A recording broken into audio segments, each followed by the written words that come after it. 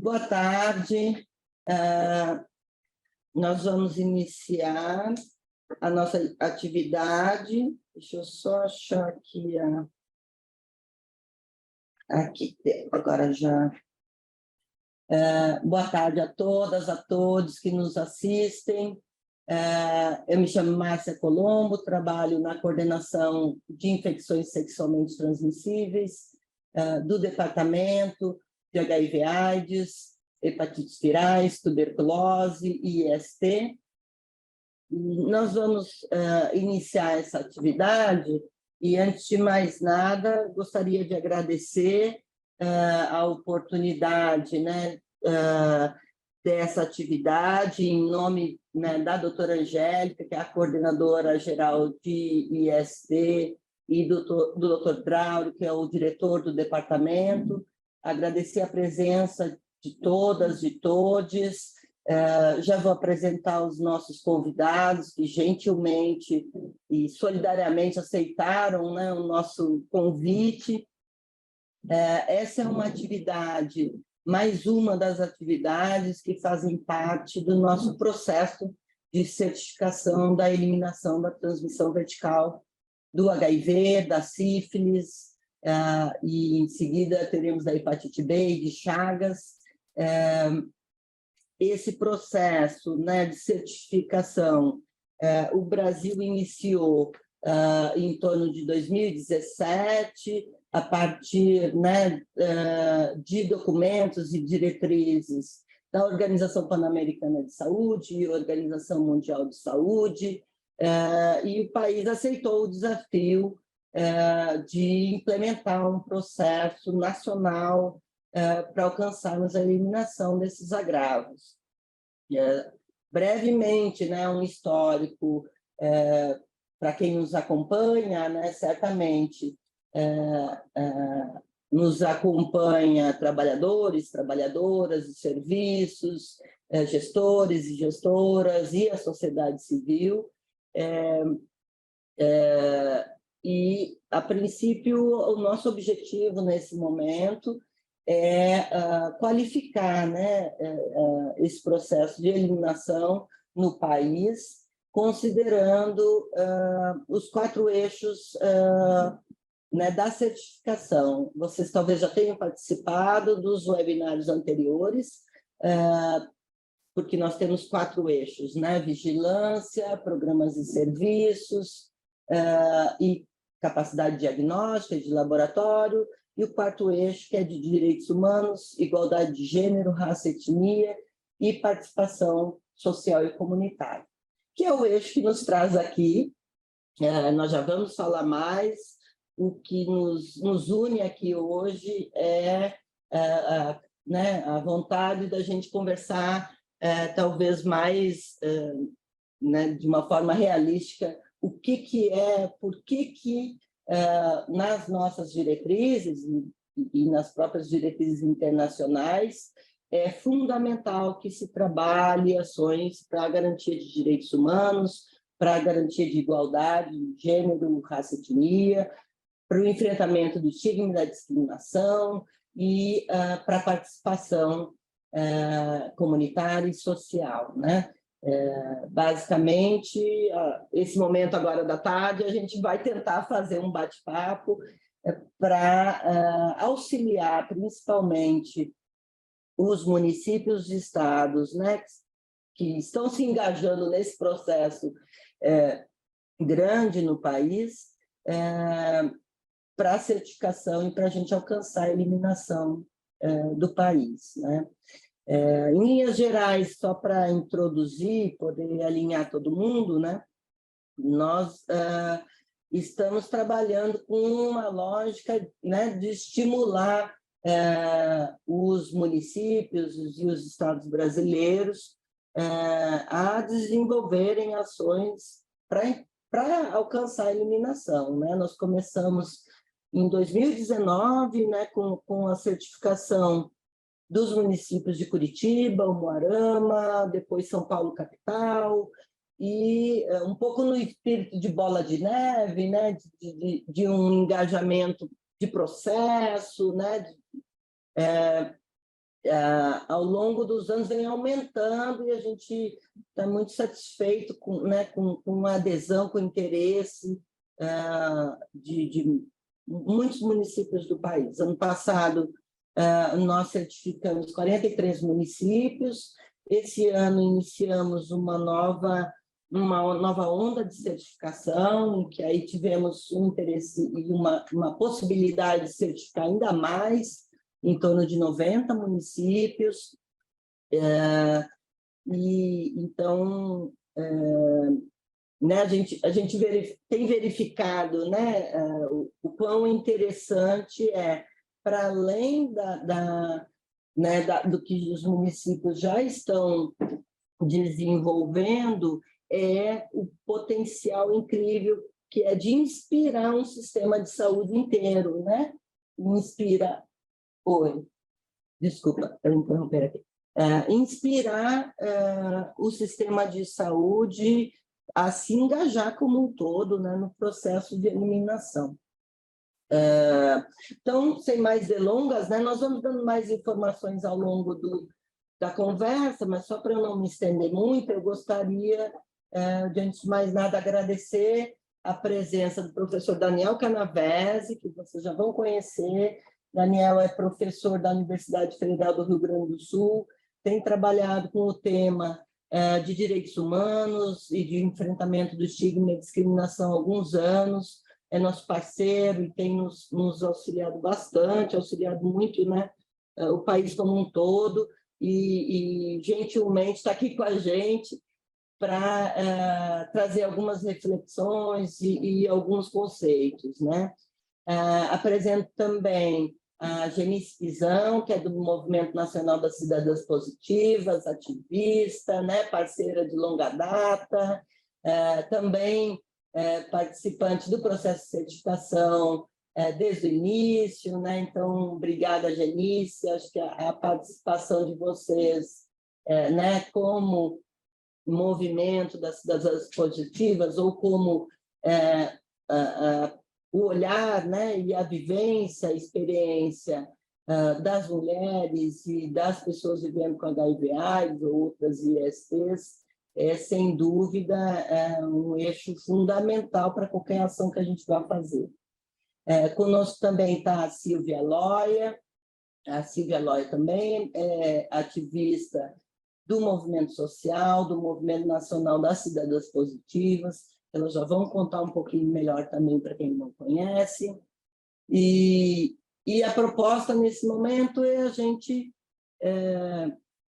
conversar um pouco sobre o eixo de direitos humanos, igualdade de gênero e participação comunitária, principalmente tentando, né, auxiliar os municípios e estados a compreenderem a importância da garantia de direitos, né, da equidade, do enfrentamento do estigma, tanto em linhas gerais, mas, nesse caso, para a gente alcançar a eliminação da transição vertical.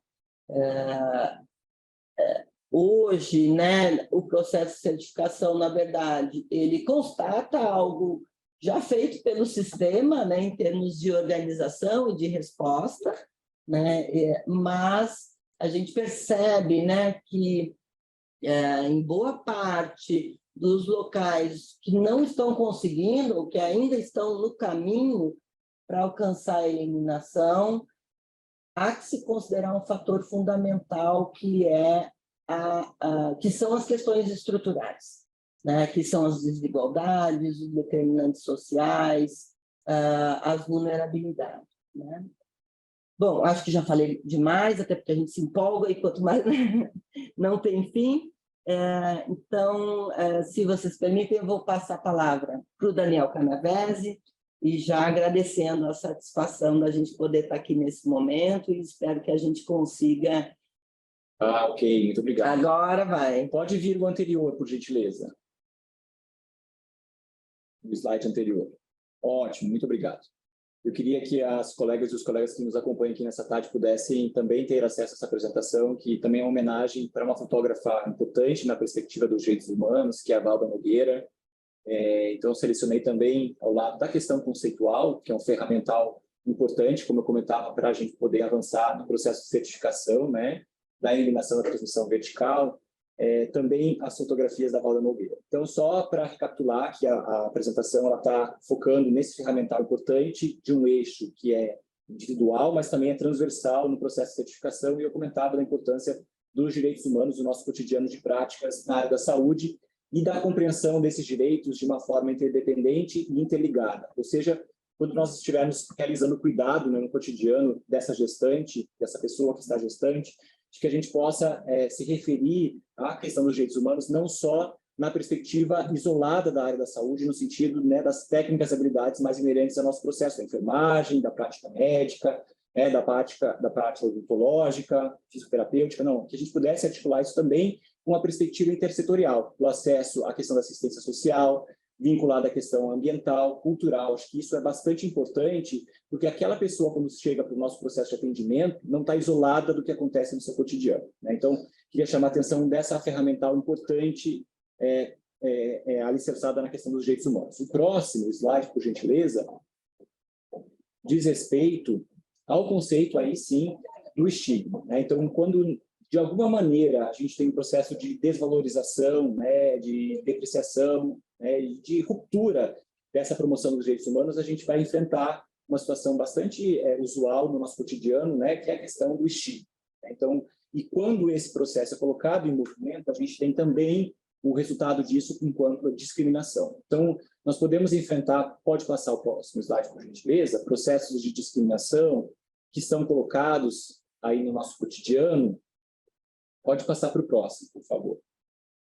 A partir desses marcadores que estão no nosso conjunto, né, dos nossos corpos. Então, a gente pode ter situações de discriminação por conta da questão de raça, cor, etnia. Estou falando aqui das situações de racismo, xenofobia, a partir das assimetrias colocadas na perspectiva de gênero. Então, estou falando de situações de machismo, de sexismo, de misoginia, que no atendimento na área da saúde impacta nessa situação tão importante para nós, o enfrentamento do estigma vinculado à questão de HIV e AIDS. Estou falando também da questão da orientação sexual, que dentro desse processo, né, da transmissão vertical, nós falamos em pessoas gestantes. Estou falando da questão da origem geográfica, da deficiência, de elementos de discriminação colocados em movimento por conta da religião e também da sorofobia. Então, acho que esse ferramental é indispensável para que a gente possa alcançar esse processo de certificação, né?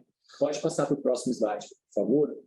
E aí eu acho que nessa tarde estão aqui conosco, né, profissionais atuantes do Sistema Único de Saúde em diferentes pontos de partida, retomar essa concepção ampliada do processo de saúde e doença e da sua determinação. Então, nesse sentido, para o processo de certificação, para essa relação com os direitos humanos, chamar a atenção para a relação que está colocada, principalmente para aqueles marcadores que a gente discutia no slide anterior, para as questões vinculadas à raça, cor, etnia. Então, chamar a atenção para o enfrentamento do racismo, né, do enfrentamento da xenofobia, do enfrentamento das diferentes tipos de violência vinculadas à orientação sexual e à questão de gênero, ao classismo, né? Então, acho que esses elementos, quando colocados em movimento de uma situação de inequidade, também precisam ser vistos por nós, profissionais de saúde, no nosso cotidiano de práticas. E como que isso interfere no atendimento a uma pessoa gestante no cotidiano das atividades desenvolvidas na saúde. Pode passar para o próximo slide? A Márcia chamava a atenção para a gente colocar, compartilhar com vocês nessa tarde, inclusive para que vocês possam trazer experiências no cotidiano que são exitosas, né, na promoção dos direitos sexuais e reprodutivos, que, sem dúvida nenhuma, eles impactam nesse processo de certificação. Então, eles estão também muito alicerçados do ponto de vista teórico com os princípios de Jakarta e com os elementos colocados pela Organização Mundial da Saúde, né, além das nossas referências aqui que a gente trazia da determinação social de saúde e doença. Pode passar para o próximo slide. E aí, nas reuniões que nós fizemos anteriormente com as colegas que vão me suceder, a Silvia e a Genice, a gente discutia sobre os desafios, não é, Márcia? No cotidiano, né, de práticas, com relação a algumas rotas consideradas rotas críticas na transmissão vertical da questão da HIV e sífilis. Então, acho que os profissionais e as profissionais de saúde aqui também poderiam compartilhar conosco, né, e também promover nas suas formações discussões sobre algumas rotas que, do ponto de vista, né, de histórias de vida, assumem violações dos direitos humanos e do quanto elas impactam, né, na impossibilidade de a gente ter, de fato, a transmissão vertical, né, como algo que a gente não tenha mais no nosso serviço de saúde. Então, essas rotas críticas, pode passar, são, de alguma maneira, situações de barreiras no serviço de saúde.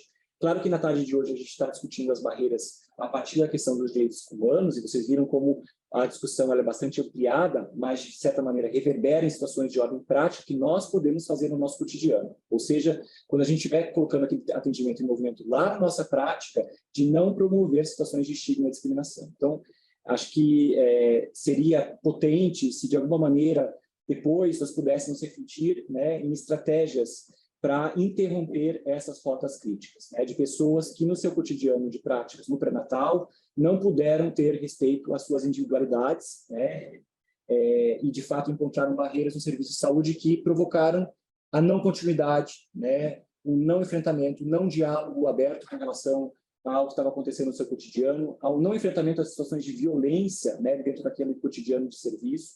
Então, são diferentes barreiras que nas histórias de vida vão permitir o não alcance do enfrentamento e da promoção dos direitos humanos. Pode passar para o próximo slide, por favor, que eu já estou terminando, que a Márcia também já está controlando o tempo, né?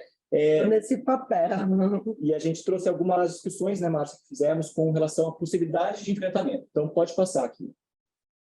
Talvez, nas práticas, uma das possibilidades de enfrentamento seja a gente, de fato, encarar como algo do dia a dia o enfrentamento do preconceito, do estigma e da discriminação. Então, acho que esse como um ponto de partida na atuação profissional. Como? Né? Na escolha do uso dos termos, do reconhecimento de que a linguagem que a gente utiliza no atendimento no serviço de saúde importa, né? Não se trata simplesmente de não se preocupar em escolher termos, expressões que, de fato, produzem barreiras, que podem ser reformuladas. Então, o próximo slide, por gentileza. Uma outra possibilidade de apoio é justamente reconhecer e respeitar as diferenças, né? Esses marcadores que nós comentávamos anteriormente, eles não precisam e não devem ser invisibilizados. Reconhecer a questão de raça, cor e etnia é importante para que a gente possa reconhecer o impacto do racismo no cotidiano. Reconhecer o marcador de gênero é importante para que a gente possa reconhecer o impacto do machismo, né, no cotidiano de práticas. Reconhecer os marcadores de orientação sexual, de origem geográfica, de deficiência são indispensáveis porque eles estão articulados e, de certa maneira, produzem essa cadeia de eventos que resultam em exclusão, privação e violência. Né? Próximo slide. É um chamamento, acho que a Márcia, em nome do Ministério, está fazendo aqui nesse webinário, né, para que a gente possa ter promotores e promotoras dos direitos humanos e de cidadania. Acho que isso inclui, né, nessa discussão mais específica aqui, a preservação do sigilo, a ativação da rede intersetorial, né, e o enfrentamento das situações de violência e promoção de justiça social. Acho que isso é indispensável. Né? A preservação do sigilo, que vai aparecer como um elemento em outros eixos, ela diz respeito também ao eixo da discussão dos direitos humanos. Pode passar para o próximo, que eu já vou concluir. Vou concluir com uma frase do Herbert de Souza, acho que recordar essa trajetória, né, de ativistas. Eu sei que as colegas que vão me suceder agora são ativistas importantes, né, que têm experiências muito pragmáticas, né, nesse momento de certificação, que acho que o pragmatismo também é importante para que a gente possa superar as rotas críticas, e também reconhecer o papel do Sistema Único de Saúde nesse sentido. Então, acho que o Ministério da Saúde e os técnicos e as técnicas que estão aqui, né, articulados nessa pauta, é uma honra essa oportunidade de ter encontrado também a Márcia pessoalmente aqui em Brasília, para também, né, reconhecer de que esse não é um esforço que não tem uma trilha bastante grande. Então, acho que o chamamento aqui do Herbert de Souza é para a trilha de pessoas, né, presentes ou, infelizmente, não no nosso cotidiano, que estão há bastante tempo, como vocês, trabalhadores e trabalhadoras do Sistema Único de Saúde, fazendo atividades de ordem prática, que colocam, de fato, dentro dessa articulação da avaliação, os indicadores em outro patamar. Acho que o chamamento que a Márcia, em nome do Ministério da Saúde, está fazendo é para que a gente se ocupe disso na nossa prática, né? Como outras pessoas,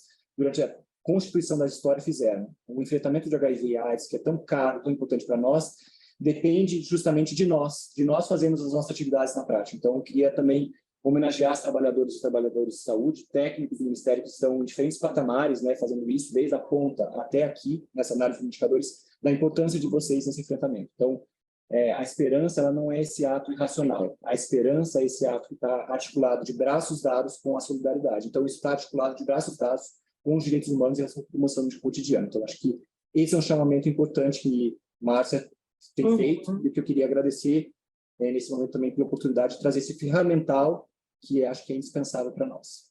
Obrigado. Maravilha.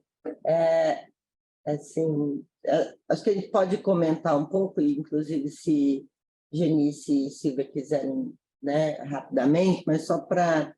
Estou aqui um pouco também com a função de complementar, né, a gente tem mais um bate-papo, né, do que uma conversa formal, mas eu acho que o que o Daniel nos traz, em termos de conceito, dá um pouco mais de sentido ao que é direitos humanos no dia a dia, né? Por exemplo, quando a gente fala de preservação de sigilo, né, na organização do processo de serviço, às vezes está colocada na sutileza dos processos de trabalho, né? Ou às vezes na própria organização do fluxo, né? Quando uma pessoa vai fazer o teste, né? Como é que o serviço se organiza para aquele teste ser cuidado, né? Independente do resultado, né? Para que seja protegido esse resultado, para que ele não seja exposto, né? Um exemplo clássico, a gente vê, às vezes, na organização do processo de trabalho, uma porta X para o resultado negativo e uma porta Y para o resultado positivo. A gente está questionando aqui, esse é um exemplo que, às vezes, sem querer, né, ele acaba revelando, acaba expondo. Né? Então, quando a gente fala de direitos humanos, é o direito, né, do cuidado e da capacidade do serviço, do trabalhador, da trabalhadora, se organizar como gostaria de ser cuidado no serviço, né? Se organizar com empatia, se organizar com solidariedade, né? Se organizar o serviço de saúde para que as pessoas se sintam bem dentro do serviço de saúde. Por isso que a gente fala de serviços livres de discriminação e de estigma, por isso que a gente fala de serviços mais amigáveis, né? Que possam compreender, às vezes, por que um serviço pode se tornar constrangedor, né? Ou por que as pessoas podem ficar assustadas, né? Em ter que ir a um serviço especializado, por exemplo. Mas, enfim, eu vou trazer, já vou passar a palavra para a Genice, né? E só para talvez, aí acho que é uma questão que pode ficar para todos nós aqui respondermos ou colocarmos o ponto de vista, e não ir perdendo a participação do pessoal que está nos assistindo, mas a Giannini Moraes de Lima Raimundo coloca uma questão que pode também nos ajudar a refletir, no sentido que tem a ver com a participação social, né? Ela está perguntando, aí estou compartilhando com o Daniel, com a Silvia, com a Genice, de que maneira se pode acompanhar os investimentos públicos nas questões sociais que impactam, que têm relação direta com a eliminação da transmissão vertical. Obrigada, Giannini, pela questão. Eu acho que todas as políticas públicas, né, elas têm um tripé, né, técnico, político, administrativo, e a questão, a participação social, e nisso a política de HIV/AIDS, né, tem histórico, né, ela extrapola algumas concepções de participação social, porque ela foi desde que, né, existia mais de 40 anos uma participação social plena, no sentido da sociedade, das pessoas vivendo, se envolverem com todos os ângulos da política pública, né, sob o ponto de vista técnico, sob o ponto de vista da assistência, sob o ponto de vista das políticas, né, que orbitam em torno da assistência e também em torno da gestão pública, né, de como essas políticas se materializam na prática, no dia a dia, no cotidiano dos serviços, né?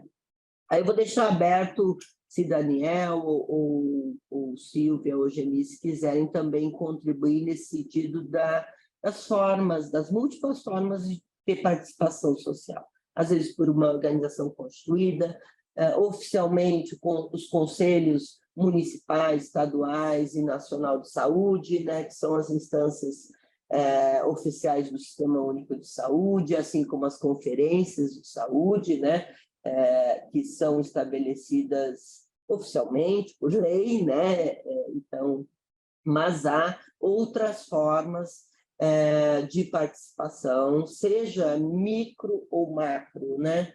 Aí depende muito de território. Enfim, Daniel, não sei se quer comentar acerca disso. Então, eu acho que pode descompartilhar a apresentação do Daniel, por favor. E a gente já... Ah, sim, desculpa, faltou ali no final, mas depois a gente vai colocar no chat. É uma propaganda, né, que a gente tem vários dispositivos, né, de conhecimento, de informação sobre estigma e discriminação. O professor Daniel é autor, né, de um curso via Universidade Federal do Rio Grande do Sul, em parceria com o NAIDS, que está na plataforma Lumina, né, da URGS, sobre estigma e discriminação em HIV/AIDS, né? Mais recentemente, no ano passado. Depois nós vamos colocar no chat ali os links. Nós fizemos em parceria com a Fiocruz, lançamos no final do ano passado também um curso EAD sobre estigma e discriminação para trabalhadores, trabalhadoras de saúde, gestores, né? Então, são fontes, né, de informação que a gente divulga para todo mundo acessar. Vamos lá, Genice, podemos passar para ti? Bom, então, novamente, Janice Pizão, nossa parceira do Movimento Nacional das Cidadãs Positivas, contribui, né, profundamente nesse processo da certificação da eliminação da transmissão vertical. Obrigada, Janice, pela generosidade em estar aqui com a gente, e eu te passo a palavra, fica à vontade para te apresentar. Eu vou regular aqui uns 15 minutos, tá? Porque estou nesse papel chato de organizar o tempo que a gente... até para quem nos assiste ter noção, né? A gente tem até às 16h30, mas fique à vontade, Genice, está contigo a palavra. Então, escutar Daniel sempre é uma coisa encantadora, Daniel, muito obrigada, viu? Agradeço a aula. E Márcia traz questões assim, importantes, inclusive esse questionamento no chat, acho interessante. E acho que eu penso, não sei, deixar para responder mais no final, eu faço a minha colocação, Silvia faz, aí a gente responde, porque talvez tenha alguns questionamentos. Na verdade, eu vou fazer uns pequenos pontos a serem destacados. Antes de me apresentar, né, gente? Eu sou Genice Pizão, sou aqui de Campinas, sou do Movimento Nacional das Cidadãs Positivas, é um movimento que existe no Brasil inteiro, somos movimento social mesmo, e a gente está desde o início da nossa existência, eu vou falar por que a gente começou a existir, nessa parceria na época era Coordenação Nacional, olha como eu sou antiga, depois Programa Nacional, e depois CCI, mais não sei o que lá, e agora voltamos a ser DAT, que é a nossa referência atual. E todo esse tempo a gente faz parcerias, faz bem bolados com a gestão federal, quando ela sente, quando ela percebe que sozinha ela não consegue avançar até o total, ela tem que ter uma parceria com a sociedade civil e também com os gestores estaduais e municipais que têm essa sensibilidade, e isso é muito importante. Então, eu só quero retomar uma coisa que Márcia, aliás, todo mundo já falou tudo que eu vou falar, tá? Mas eu vou falar a partir do meu ponto de vista de mulher que vive com HIV/AIDS e que escuta muitas histórias, e isso é bem interessante. Só para lembrar uma coisa, a história da AIDS no Brasil é de meados da década de 80. Né? Um dos primeiros casos aqui em São Paulo, há controvérsia, fala que é Campinas, fala que é São Paulo, mas não interessa. É uma pessoa que aparece com diagnóstico de HIV e AIDS, e foi uma coisa que as pessoas ouviam lá longe e estavam aqui. E de lá para cá, muita coisa mudou. Tivemos avanços significativos, mas a gente percebe que quando você faz um comparativo da história da AIDS no Brasil, a história da AIDS na África do Sul, em outros países da África, países como nós, né, subdesenvolvidos, a gente vê como é que a gente conseguiu avançar e a África do Sul não conseguiu avançar. Por quê? Porque tem uma articulação muito forte da sociedade civil, né, puxando a roda, junto com a academia, pensando teorias para a gente entender o processo da AIDS e a gestão, né? Porque assim, só a academia, ou só a gestão, só a sociedade civil não vira. A gente tem que estar junto. E mais interessante, essa pegada foi baseada nos direitos humanos. Né? Se a gente não tivesse essa preocupação de defender direitos das pessoas que vivem com HIV/AIDS, estava muito difícil a gente avançar. E a gente vê isso com números, né? Não é loucura da cabeça de que ela fala de direitos humanos. Não, mas a gente fala porque a gente vê e sabe, tem números sobre isso. E como é que a gente entra nessa história, nós mulheres? A gente entra de escanteio, porque assim, no começo a epidemia veio com alguns conceitos equivocados que tinha a ver com determinado grupos, outros ou não, e a gente não aparecia, a gente era, mais uma vez, invisível, né? E isso foi um equívoco, né? Atrapalhou pra caramba a gente falar de prevenção, porque ficou focado só em determinados grupos e o resto, né, foi crescendo, e a gente viu que nós, mulheres, a gente participava da epidemia de AIDS silenciosamente. E quando você tinha uma mulher infectada, em 90% dos casos, você tinha os 3 As da epidemia de AIDS, que era a AIDS nela, a AIDS no filho dela ou filha, e a AIDS no companheiro ou companheira. Né? Então, ela tinha que carregar esse peso, primeiro do estigma da discriminação de estar vivendo com HIV e AIDS, né? E a gente já chegava no serviço com AIDS, né?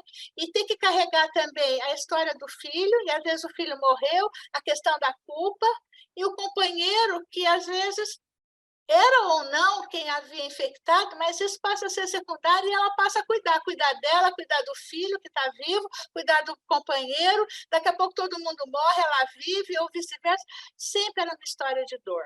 Então, a gente entra nessa história da AIDS através da dor, né? Então, isso é uma coisa interessante para a gente pensar. E aí, como é que surge um movimento de mulheres possuídas, que eu chamo mulheres possuídas, mulheres que vivem com HIV e AIDS? Porque a gente precisava dar visibilidade a isso que eu estou falando agora. Ninguém falava disso, né? Poucas pessoas tinham sensibilidade e falavam assim, nossa, mas aquele rapaz que tinha uma orientação sexual assim, o assado, ele também poderia ter uma vida sexual com uma mulher. E essa mulher poderia ou não infectar-se ou infectá-lo. Né? Não era a AIDS nunca é uma epidemia de mão única, sempre é uma epidemia que é mão dupla. Né? Então, a gente mulher, de movimento social, de outros movimentos sociais, e que nós, vivendo com HIV, sentimos essa necessidade de se criar um movimento de mulheres com HIV/AIDS, né? E depois a gente vai deixar o link no finalzinho, a Márcia vai colocar. E aí começamos em 2004, 2005, a gente cria esse movimento, já existia enquanto projeto, mas enquanto movimento é a partir daí, e mais ou menos nessa época, o Programa Nacional de DST-HIV/AIDS começa a pensar um plano de enfrentamento à feminização da epidemia de AIDS. Ele começa a ser gestado em 2005 e finaliza em 2007, 2008. Eu não sou boa com datas, mas é mais ou menos isso.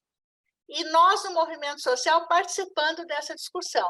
Era um plano muito bonito, acadêmico, só que morreu na praia, né? A gente fez tanto esforço, a gestão fez tanto esforço, mas ele não conseguiu que as gestões ou estaduais ou municipais assumissem ele, por várias outras questões. Mas em 2022, o DCCI, volta a repensar essa necessidade, né? A gente deu uma estimulada, né? Doutora Angélica sabe disso, a gente deu umas cutucadinhas, porque a gente não é flor que se cheira, não. E aí ela falou, não, mas a gente já está pensando nisso. E a gente começou a pensar junto. Foi muito legal, foi um processo de construção coletiva bem legal, porque juntou a academia, mais uma vez, juntou a gestão estadual e a participação de nós no movimento social, nós, mulheres que vivemos com HIV, trazendo o nosso enfoque, as nossas demandas, as nossas realidades. Então, foi um plano que, o ano passado, foi construído as diretrizes, né, para esse enfrentamento, e agora ele ampliou, não é para a feminização da epidemia de AIDS, porque todo mundo cresceu e entendeu que para populações mais vulneráveis no enfrentamento das ISTs. Isso é legal. Depois a Silvia pode falar mais nisso, porque ela e Renata entraram diretamente nesse processo de criação. E, gente, e por que eu estou falando tudo isso? E por que eu estou falando de mulheres? Por quê? Para a gente falar de eliminação da transmissão vertical, tanto do HIV como da sífilis, das hepatites virais, a gente tem que falar do quê? Da vulnerabilidade das mulheres. E a gente é mais vulnerável, tem uma vulnerabilidade a mais em relação à epidemia de AIDS, né? E a gente tem que estar nessa discussão dessa eliminação, junto com a academia, junto com gestores, junto com o movimento social, mas principalmente junto com esse trabalhador aí que está me ouvindo, essa trabalhadores que está me ouvindo, porque assim, sem vocês, queridas, queridos, querides, a gente não vai conseguir avançar. Se vocês continuarem, né, porque vocês são pessoas que fazem um trabalho legal, mas às vezes escuta um pouquinho mais sobre direitos humanos, porque assim, não é só de tecnologia que a gente vive feliz e contente, a gente precisa ter coração aberto, e esse coração aberto tem a ver com direitos humanos. Eu quero lembrar uma coisa, estou falando muito rápido, porque eu sou uma pessoa tão calma. Não? Então, tá bom. Tá ótimo, Janice, pode seguir. Tá bom, então tá. Porque você sabe, eu sou muito calma mesmo, equilibrada, etc. e tal. Para, Silvia. E eu queria lembrar vocês, há uns dias atrás, eu estava lendo o relatório do NAIDS, que foi lançado agora em julho de 2023. Então, ele traz muitos dados do mundo, traz dados da América Latina, que nos interessa diretamente. Alguns países conseguiram melhorar muito o tratamento, a redução das gestantes, outros nem tanto, e outros não conseguiram melhorar nada. Os novos casos continuaram surgindo, mas às vezes a gente fala, legal, novos casos, mas porque melhorou o quê? A testagem. Então, isso é um dado positivo, a gente está conseguindo testar bastante. E aparece, né? Porque você testa, aparece. E a gente tem que ter soluções para esses novos casos. Então, é muito interessante, verifiquem esse relatório do NAIDS, tá? Mas ele diz uma coisa muito importante. Para a gente conseguir progredir na resposta ao HIV, à epidemia de AIDS, a gente tem que ter vários pontos importantes. A gente tem que ter lideranças políticas sensíveis à causa, a gente tem que ter um respeito enorme à ciência, porque a gente tem que estar baseada na ciência, não tem que ficar na loucura, né? De loucura que eu digo assim, de dados não corretos. A gente precisa de números, sim, dados epidemiológicos são importantes, e dados epidemiológicos corretos, porque através dos números a gente consegue pensar em políticas, né? E precisa para isso tudo de financiamento, sem dúvida. Agora, mais ainda, para a gente enfrentar a desigualdade de gênero, para a gente fortalecer a sociedade civil, que são parceiros nessa luta, a gente precisa garantir os direitos humanos. Olha, gente, então direito humano não é aquela coisa, ai, que bobagem, não, é fundamental para a gente conseguir avançar e avançar em coisas sérias, avançar e até em reduzir custos. Olha, eu estou falando de custos e direitos humanos, mas é exatamente isso que a gente está preocupado também. E assim a gente tem números para falar isso. Você pega países que não respeitam os direitos humanos, que não respeitam os direitos sexuais das mulheres, os direitos reprodutivos das mulheres, que não respeitam a orientação sexual das pessoas, que criminalizam as pessoas que vivem com HIV, são países onde os dados de número de pessoas com HIV e de pessoas sem tratamento são os piores. Mesmo que organismos internacionais investam em antirretroviral, mas se não há respeito aos direitos humanos, se o estigma, o preconceito é uma coisa que grita, que pulula, a gente não consegue controlar a epidemia de AIDS, porque não há respeito aos direitos fundamentais da pessoa. Olha! Então, gente, por aí, ainda tem mais alguns minutinhos, Márcia? Legal. Segue, pode seguir. Então, tá. Então, por aí, eu quero lembrar de alguns pontos que vocês que estão na linha de frente, que vocês estão lá na porta de entrada, que você é aquela que atende uma mulher que chega completamente desnorteada, perguntando disso ou daquilo, ou não perguntando nada, com maior vergonha. Mas se você tiver um pouco de sensibilidade, que eu sei que tem, você consegue trazê-la para uma conversa, para um acolhimento, para um teste, e aí a gente começa a ter uma nova vida. Né? Uma coisa que a gente sempre fala, a questão da equidade no SUS, né? E ainda bem que a gente tem o SUS, né? Se não tivesse o SUS, pelo amor de Deus, né? A gente estava num mato sem cachorro. Eu não quero ficar no mato sem cachorro. Mas, de qualquer forma, a gente tem o SUS, e o SUS é o melhor sistema do mundo, porque ele nos propicia esse enfrentamento. Sem o SUS, a gente não teria conseguido ter o enfrentamento da epidemia de AIDS como a gente teve, e como a gente está tendo, e como a gente vai ter. Quando a gente fala de equidade, é equidade no acesso aos serviços. E quando a gente fala de equidade, tem um olhar mais sensibilizado para a mulher. Sabe por quê? Porque às vezes a mulher, faltou na consulta. Essa mulher só falta na consulta. Mas será que ela gosta de faltar ou porque será que ela não teve dinheiro para tomar o ônibus para chegar na consulta? Há um tempo atrás eu escutei uma mulher aqui de Campinas, eu falei assim, ela falou, eu faltei na consulta. Eu falei, amiga, por que você faltou?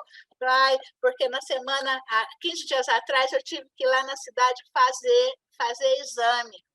E aí eu já gastei dinheiro para o exame. Aí eu tinha mais um dinheirinho, eu comprei uma comida lá para casa, aí acabou o dinheiro. Gente, ela não tinha dinheiro para acessar o serviço, porque os 4 transporte público que ela tinha ao mês já tinha se findado. Olha que coisa tola para a gente perder uma consulta. E o que a gente faz? Essa mulher perdeu a consulta de novo, né? Ela pensa o quê? Eu vou ficar aqui esperando? Não, por que será que ela perdeu a consulta? Pare e pergunta da próxima vez que ela chegar. Você perdeu a consulta por quê mesmo? Às vezes a criança ficou doente, teve que ficar com ela. Aquelas coisas de mulher, né, gente? Outra coisa também que impacta, e o Daniel trouxe isso muito, mas eu quero falar de novo. O racismo, gente, o racismo estrutural, como dificulta ter um acesso equânime ao serviço, né? A questão da orientação sexual, quando chega uma mulher, um homem transexual, as pessoas podem olhar assim, meio atravessado, né? Porque, às vezes, ser humano é um ser maravilhoso, mas, às vezes, eu uso, sabe o quê? Meus valores pessoais, né? A minha religião, né? A minha condição de classe social, e começo a definir o mundo a partir desse meu olhar, certo? Então, eu sou branca, sou limpinha, sou não sei o quê, babá, e tudo que não faz esse desenho começa a ser uma coisa ruim. Então, essa questão isso chama preconceito, e a gente fala assim, eu não tenho, mas será que eu não tenho mesmo? Né? Aquela mulher preta, quando chega no serviço, e que ela demorou para chegar, por que será que ela demorou para chegar? Né? Então, esses determinantes sociais, raciais, a questão da xenofobia, a questão da orientação sexual, isso dificulta. Você pode até ter um tratamento, mas é um tratamento desigual. o médico não tem tempo para ouvir certas questões que diferem da realidade dele, né? Então, é uma coisa para a gente repensar. Outra coisa também, nossos direitos sexuais e direitos reprodutivos, às vezes, no serviço, são quase transparentes, invisíveis, né?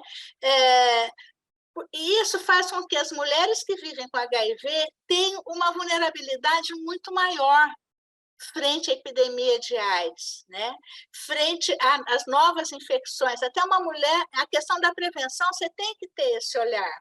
E quando eu falo direitos sexuais e reprodutivos, eu estou falando também, por exemplo, de novos diagnósticos. Quando chega uma mulher de 50, 60 anos, será que o serviço consegue pensar que ela pode ter vida sexual? Será que o serviço fala assim, olha, será que essa senhora, se eu chegar no serviço, alguém vai me oferecer preservativos femininos ou internos?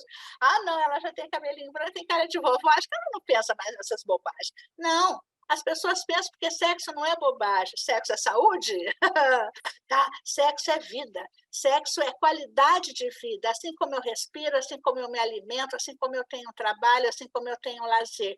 Isso tudo significa direitos humanos. Olha como o direito humano é cumprido. Outra coisa também que a gente está vendo muito, e que eu acho bem legal, é a questão da campanha do I igual a I, né? Indetectável igual intransmissível. Gente, todo mundo fala, que legal, é um avanço. Agora, as pessoas que vivem com HIV, que fazem adesão, podem ter as suas relações sexuais seguras e não precisam usar preservativo. Sabe, gente, nós, no movimento social, pensamos que o I igual a I é muito mais do que liberdade de ter relações sexuais mais seguras. I igual a I é direito humano. Quando eu penso o seguinte, gente, eu tenho que ter adesão, né? Eu tenho que ter adesão para ter uma taxa indetectável, uma carga viral indetectável. E será que é fácil essa adesão? Será que quando eu estou passando fome, quando eu estou sendo desrespeitada na minha família, na sociedade, quando o meu trabalho está correndo risco porque descobriram que eu tenho HIV, eu vou querer fazer adesão? Eu vou querer viver? Isso é uma coisa para a gente pensar. Então, a adesão não é só falar, mas eu te dou medicamento, a gente tem antirretroviral, por que você não faz adesão? Ai, que falta, né? Gente, será que é só isso, adesão? Adesão é muito mais do que isso. Adesão é a gente entender o que faz eu ter ou não adesão, o que faz eu ter tesão pela vida, por exemplo, né? E aí a gente tem que pensar o seguinte, como é que eu facilito essa adesão e não culpabilizo? Isso é um negócio para a gente pensar, tá? Por que ela faltou na consulta? Aquela coisa que eu falei lá atrás. Então, coisa para a gente pensar. E tenho certeza que vocês pensam nisso. Mas, assim, eu estou fazendo um lembrete. Outra coisa importante, viu? Fala de usuária. Nem toda fala de usuária é uma coisa chata. Ai, lá vem ela com seus palpites. Às vezes eu escutei, é massa, né? De vez em quando a gente escuta, lá vem a Genice, ou lá vem outra pessoa que reclama. Não é que reclama, a gente quer garantir direitos, e às vezes a gente incomoda. Mas, assim, então, não subestime a fala de uma usuária, de um usuário, porque às vezes é uma fala que está falando uma coisa velada, que a gente, no serviço, na posição de trabalhador, de gestão, não vê. E é tão interessante quando vocês falam, nossa, eu nunca tinha pensado nisso, né? E é isso que eu queria. E tem uma última coisinha para terminar. Juro, Márcia, juro. É o seguinte, quando a gente fala, vamos reduzir ou vamos eliminar a transmissão vertical, a gente tem 4 a 6 consultas no pré-natal, vamos fazer testagem, vamos ver o resultado rápido, vamos acessar as tecnologias que existem, ter um acompanhamento médico, acessar os antirretrovirais, ter uma maternidade de referência, né? Que segue os protocolos, mas eliminação, para a gente conseguir eliminar ou reduzir a transmissão vertical, não é só isso. Isso é muito importante, mas a gente precisa, nós trabalhadores, conseguirmos criar vínculo com as pessoas, que quando você cria vínculo, você humaniza a relação, e você humanizando a relação, você consegue ouvir. Simples assim. Ouvindo, você garante e você respeita os direitos humanos daquele usuário, daquela usuária, daquele usuário. Entendeu? Porque, gente, sem direitos humanos na pauta, no meu calendário, na minha agenda diária, se eu não respeitar os direitos humanos, a gente não consegue eliminar a AIDS, mesmo tendo tantas coisas que a gente avançou. Então, é isso aí, querida, que eu queria falar. Eu não sei se eu falei demais ou falei de mim. Tá ótimo, maravilha. Janice, obrigada. A gente está muito feliz, porque as falas, e a ideia era essa, né? Que as falas de vocês fossem costurando, né? E acho que quando tu traz uma questão bem interessante, que é a questão né, disso de ouvir as pessoas. Eu costumo dizer, às vezes, que trabalhador ou gestão não tem essa possibilidade ou interesse, é como dirigir um carro sem retrovisor, né? Vai indo, mas também perde a possibilidade de entender melhor as coisas, né? Então, quando a gente fala, não é só, como tu disse, né, um estorvo ou uma fala que vem, que eu tenho que ouvir. Não, não é isso. Né? É no sentido de compreender as situações, compreender a diversidade, compreender as realidades, né? Então, ouvir as pessoas, ter empatia, tentar entender, como a Genice disse, por que faltou, por que não vem, né? A questão do... Tem 1000 razões. Então, essa disposição, né, de entender o que de estruturante ou o que de outros fatores, para além da tecnologia, da doença, do remédio, né, o que para além disso, está interferindo nesse processo. Né? Betinho disse há 40 anos atrás, é um fenômeno social. Né? Não à toa, até hoje, a gente tem as melhores tecnologias, né, de diagnóstico, de tratamento, mas a gente não consegue avançar na tecnologia relacional, né? Abandonar, né, os preconceitos e os individualismos. Enfim, a gente vai se empolgando, então agora a gente vai se empolgar ainda mais chamando a Sílvia, porque com certeza a Sílvia Aloia também tem coisa boa para nos trazer.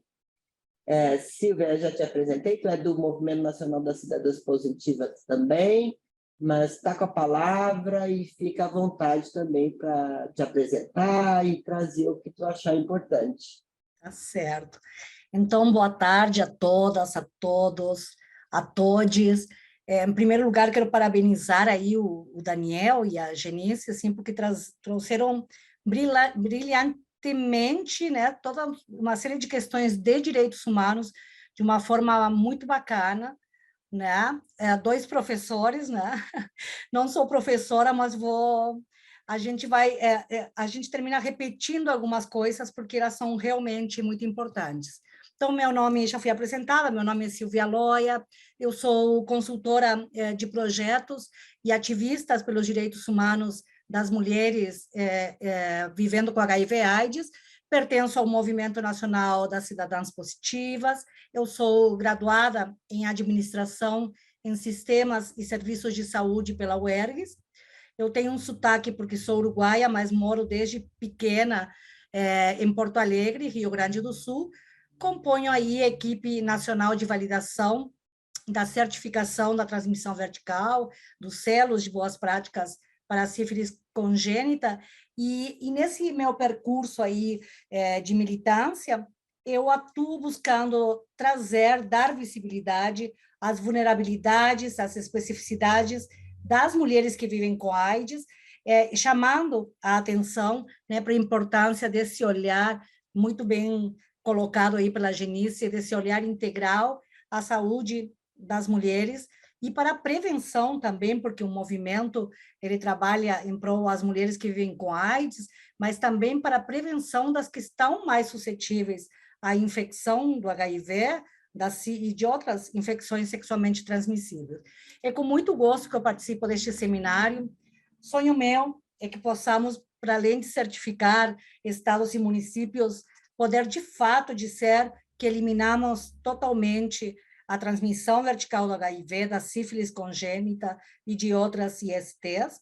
Eu sou uma mulher que vivo com HIV/AIDS já há 32 anos, descobri a minha sorologia gestante, né, com 21 anos, e nenhuma mulher merece, né, ter um diagnóstico de HIV na gestação. Então, para mim, a questão de transmissão vertical é muito particularmente, enfim, afim, né, do que eu trabalho. E apesar, como foi dito aqui, de que temos avanços na ciência, ainda são múltiplos fatores que interferem nessa resposta da epidemia do HIV e que se apresentam em diversas dimensões, né? Nas familiares, nas sociais, nas individuais e também nas programáticas. E então nós devemos refletir bastante, né? Em como essa dinâmica do HIV se apresenta de uma forma diferente entre homens e entre mulheres, né? Então, dentre os aspectos que tornam ser mais complexo viver com HIV/AIDS, está ligada à desigualdade de gênero, com certeza, não é? Então, o HIV, ele afeta as mulheres das diversas populações de forma diferente.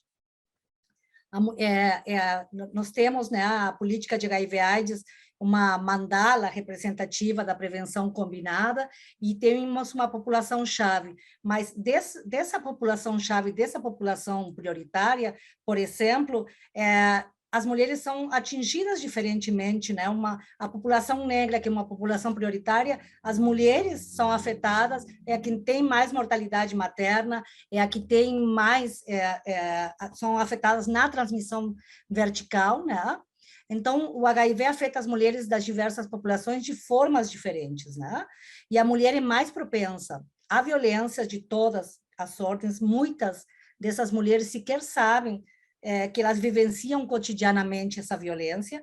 Assim, elas estão com risco eminente para o HIV, para a sífilis e para outras infecções. E aqui as mulheres que estão nos assistindo sabem, acho que todas nós mulheres sabem, acho que essas questões de oportunidade atingem todas as mulheres, mas em especial as mulheres com menos oportunidades, né? E a falta de a oportunidade das mulheres é algo, né? A cada crise que se tem, qualquer crise como a que teve agora da Covid, você, né, aquele desemprego, aquela coisa toda que aconteceu, né? Você chama para uma vaga um homem para ocupar uma vaga de emprego, o homem coloca ali a mochila nas costas, vai lá, assume a vaga e está tudo certo, né? A mulher vai ter que tirar uma série de questões do caminho, né? Com quem vai ficar filho, questão de horários de escola, creche, enfim, dinheiro para pagar isso também, para depois conseguir uma vaga de emprego, se conseguir, né, assumir essa vaga, por toda essa adequação, né, essa dinâmica, né, das mulheres. O mesmo para se desenvolver, para estudar, precisa ter uma rede, né, mesmo sendo educação gratuita, um suporte familiar, e para isso também é uma luta nossa, políticas públicas que vejam a mulher, que vejam essas especificidades e que deem conta da mulher poder se desenvolver e realmente, de fato, ter igualdade de gênero e poder, né, ter as mesmas oportunidades que os homens, não é? E aí, não tendo políticas públicas, o que vai acontecendo? Né? A mulher fica para trás, e por isso ela é mais pobre, adoece mais, com problemas de saúde mental, com consumo abusivo de álcool e outras drogas, e assim vem as intersecções, né? porque isso aí vai se somando, né? Então, é mulher pobre, é mulher negra, ou é mulher pobre, negra e trans, ou é mulher com deficiência, né? Ou é mulher que usa drogas e assim por diante. Ou seja, os determinantes e as desigualdades de gênero realmente geram desigualdades sociais.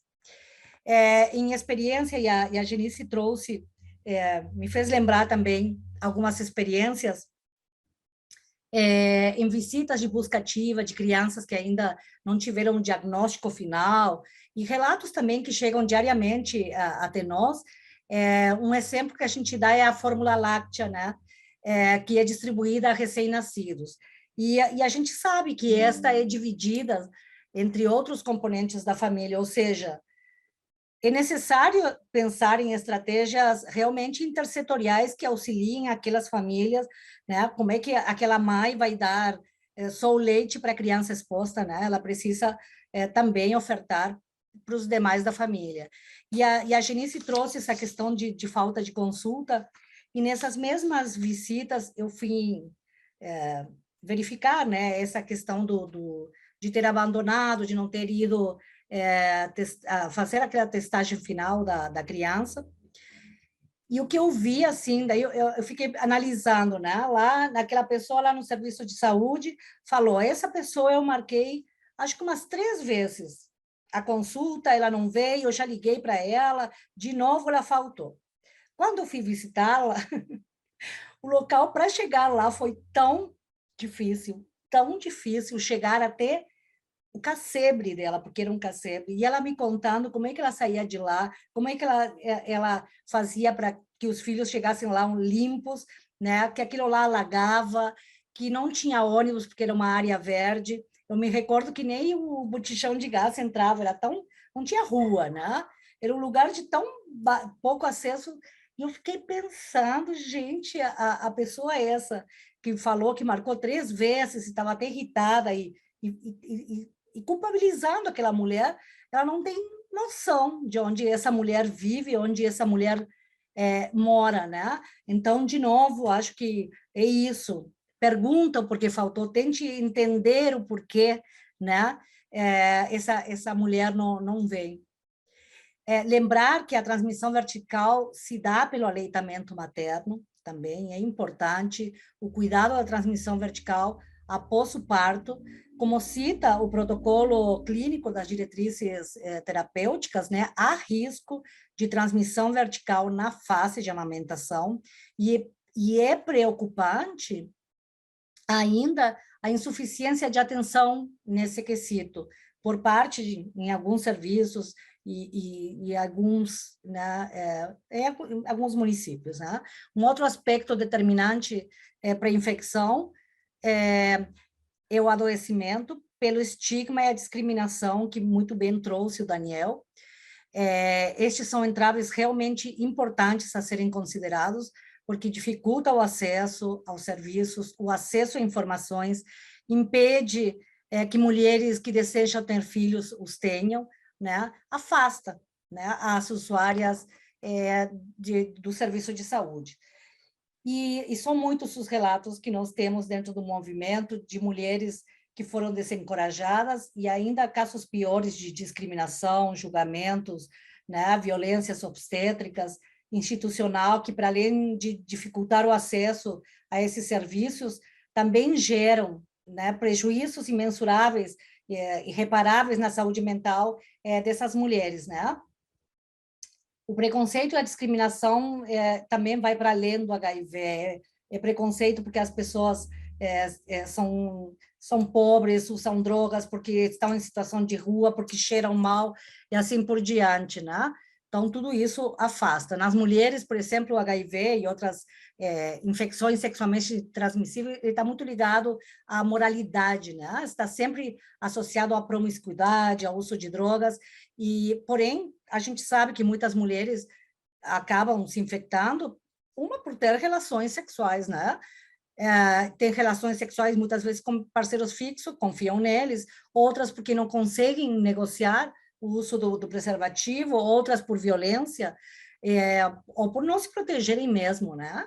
Então, o preconceito e a discriminação são realmente agravantes, nós devemos refletir, inclusive, aonde nós guardamos os nossos preconceitos, né? Fazer essa reflexão, entendendo que são esses preconceitos que se refletem em números de infecções, em baixa adesão ao tratamento, em transmissão vertical e mortalidade materna.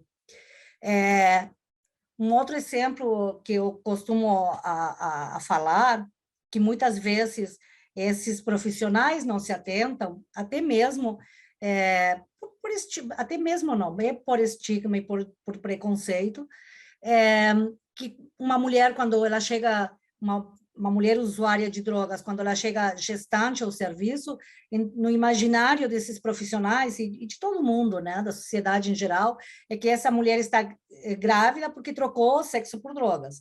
Isso o que vem na cabeça inicialmente, né? A gente vê os comentários, enfim. E sabe-se, inclusive há estudos sobre isso, que há um contexto de violência sexual muito grande, né? No contexto de rua.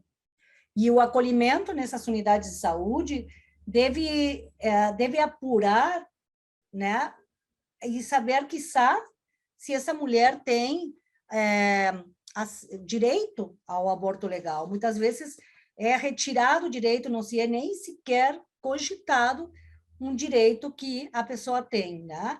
Por quê? Porque, por conta do estigma, que já está enraizado, que já se deduz que aquela pessoa está grávida por troca de sexo por drogas. Eu gostaria de compartilhar rapidamente, em uma das visitas, eu tive entrevista com uma usuária de drogas, ela me relata que tinha o companheiro, ela tem sífilis, ele não. E me chamou a atenção, né, porque também, né, não chega a ser um preconceito, mas, no geral, quem não trata, quem tem muita dificuldade de tratar a sífilis é o parceiro, né? E aí me chamou a atenção que ele não tinha, e quando retornei, isso era o consultório na rua, quando retornei ao serviço de saúde, fiz esse comentário, né, como é que conseguia, assim, né, no uso abusivo de drogas, e aí ela me conta que é muita violência, né? É muita violência na rua. E aí ela teria que, para se proteger, ela tem um parceiro de mentira, digamos assim. E ele também é homossexual, então também há violência e homofobia nesse contexto de rua. Então, um protegia o outro. E era até por isso mesmo que ele não tinha sífilis. Então, a violência, ela existe mesmo nesse contexto e, com certeza, muitos direitos aí são violados diariamente e que poderia ser menos uma transmissão vertical e que poderia ser menos uma pessoa, né, ser obrigada a ter, por violência sexual, um bebê sem, enfim, sem o direito que ela tem, né? Então, e nós sabemos também, todos nós vivenciamos momentos de estresse, todo mundo, né? Nós precisamos de uma válvula de escape, seja numa academia, tomar um calmante, comer um doce, tomar um vinho, né, Genise? Tomar uma cerveja, fumar um cigarro. Então, a gente tem que se colocar nesse lugar, e a Genice trouxe isso na fala dela também. Imagina essas pessoas que elas não têm perspectiva nenhuma, né? Elas não têm motivo algum de acordarem pela manhã, né? Eu costumo dizer que a principal droga dessa pessoa é a droga da vida delas, né? E que a droga, o álcool, a substância em si, muitas vezes para aliviar a dor, é uma forma de sobrevivência, né? Porque, enfim, é isso, né? E eu não sei quanto tempo eu tenho, tu me diz aí, viu, Márcia? Quero dizer que pode ir mais uns minutinhos Tá. para concluir teu raciocínio? Isso. A sífilis também, a gente sabe que aumentou muito, tem municípios, né? Enfim, a sífilis aumentou muito e muitas mulheres estão sendo diagnosticadas na hora do parto, e aí já tem que tratar a sífilis congênita, não é? E alguns dados apontam que não fizeram pré-natal adequadamente. E, por outro lado, nós temos municípios em que a média de mulheres tem 7 consultas pré-natal e o índice é alto de transmissão vertical de HIV e de sífilis congênita. Ou seja, não é bem a quantidade, né? É a qualidade. Isso aí é um dado também, né? Que é importante a gente ver essa qualidade de atendimento, que mesmo com 7 consultas pré-natal, a sífilis congênita acontece e a transmissão vertical do HIV também. Então, temos que ver quais são as barreiras, né? Fazer essa pergunta, o que estudar os casos mesmo, o porquê aconteceu, fazer o caminho inverso, né? Para tentar, em algum momento, realmente eliminar essas barreiras, né? A gente sabe que a tecnologia por si só não funciona, isso aí já está muito claro, muito evidente. Se lá no início foi marcado por esforços na redução da mortalidade, com o passar de todos esses anos, são outros desafios, né? E para além do campo biomédico, né? Porque se dependesse somente do campo biomédico, nós não teríamos mais, já teríamos eliminado a transmissão vertical da sífilis congênita, do HIV, enfim, né? Por isso é necessário que a saúde, os equipamentos de saúde, as unidades de saúde, os profissionais de saúde, eles sejam produtores de felicidade, de cuidado, de cura, né? Fazendo que as usuárias se sintam então, acolhidas sem nenhum tipo de discriminação, né? Nós sabemos de diversas dificuldades em estruturas físicas, ninguém aqui está para culpabilizar as equipes, né? Assim como as mulheres não querem ser culpabilizadas, ninguém aqui está, pelo contrário, nós sabemos que tem profissionais maravilhosos aí, fazendo muito esforço aí para também sobreviver nas estruturas existentes, né? E estruturas físicas de equipes, baixos investimentos, principalmente na atenção primária, há um baixo investimento, e é aí que entra a participação social, que acho que foi a pergunta de alguém que está nos assistindo, não sei se ela é profissional de saúde, né? E é a luta, é a nossa luta, é a luta dos segmentos de profissionais de saúde, né? Seja dentro dos conselhos, que são espaços formais e deliberativos, mas também para fora, né? Dos conselhos, desses espaços, também a gente faz o chamado controle social, né? E também temos o SUS e devemos lutar pelo SUS, né? Para essa produção de felicidade, né? Felicidade que é para todos nós, não é? Eu gostaria, assim, de convidá-los para assistir um vídeo animado. Ele é voltado para mulheres que vivem com HIV, mas cita um pouco do porquê lutamos. Eu vou solicitar para... Não sei, Márcia, se está com ele aí. E depois volto para finalizar e dar... Tá. Ele deu positivo, e agora? Pronto, agora está dando áudio. Vida sexual e afetiva. Será que vou me relacionar com alguém? E se quiser ser mãe, tenho direitos? São muitas dúvidas que a maioria das mulheres tem após o diagnóstico. E não é para menos, afinal, ainda temos sonhos e desejos para o futuro. Viver com HIV não impede de estudar, de trabalhar, de se relacionar sexual, afetiva e socialmente, nem mesmo de vivenciar a maternidade se assim o desejar. Para isso, você deve estar informada, acolhida e assistida, e é fundamental que saiba de seus direitos sexuais e reprodutivos. Então vamos lá.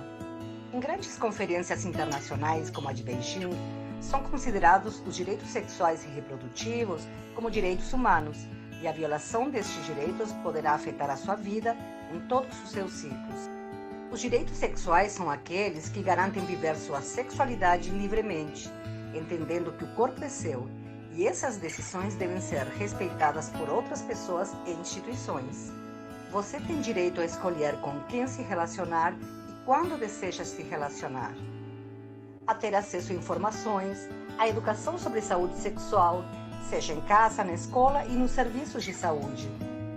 Já Os direitos reprodutivos referem-se às decisões reprodutivas, informadas e esclarecidas, como a decisão de ter ou não ter filhos. Ao acompanhamento para ter uma gestação e parto de forma segura para si e seu bebê, livre de coerção e discriminação pela decisão. Ao acesso à informação ampla, aos insumos e tecnologias de contracepção, como o preservativo feminino de boa qualidade, pílulas, DIU, implantes de longa duração, assim como a contracepção de emergência, a pílula do dia seguinte. Ah, e saiba, você tem também direito ao aborto legal e seguro, como nos casos de violência sexual, mesmo esta sendo praticada por marido ou namorado. Muitas vezes, as mulheres que vivem com HIV/AIDS são discriminadas, culpabilizadas e julgadas por exercerem sua vida sexual e reprodutiva. Isso se dá pelo estigma e a discriminação do HIV, e isso é uma violência. Você deve saber que tem direitos, e estes devem ser garantidos pelo Estado. Por isso, denuncie qualquer tipo de violação. Bora! Beije muito, curta muito, constitua a família, trabalhe e estude. Viva! Suas decisões sexuais e reprodutivas estão sempre lado a lado de sua vida. Você decide. O Movimento Nacional das Cidadãs Positivas atua na garantia de direitos sexuais e reprodutivos das mulheres que vivem com HIV/AIDS. Junte-se a nós. Acesse mnsp.org.br.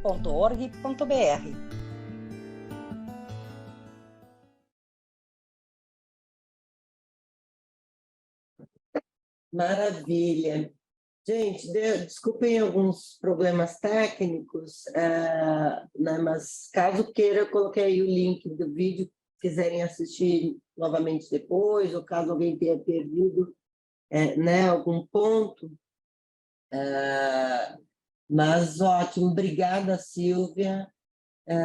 Acho que agora, assim, não vi questões muito objetivas, mas a gente tem ainda alguns minutos, uns 30 minutos, 29 para ser precisa, então eu acho que a gente pode voltar a um bate-papo, não sei se ocorreu alguma, né? Porque a gente vai pensando, vai falando, a gente vai ocorrendo várias ideias, e enquanto não surgir alguma coisa no chat, acho que a gente pode voltar a fazer, né? Daniel, fique à vontade, Genice, Silvia, né? A gente pode ir complementando.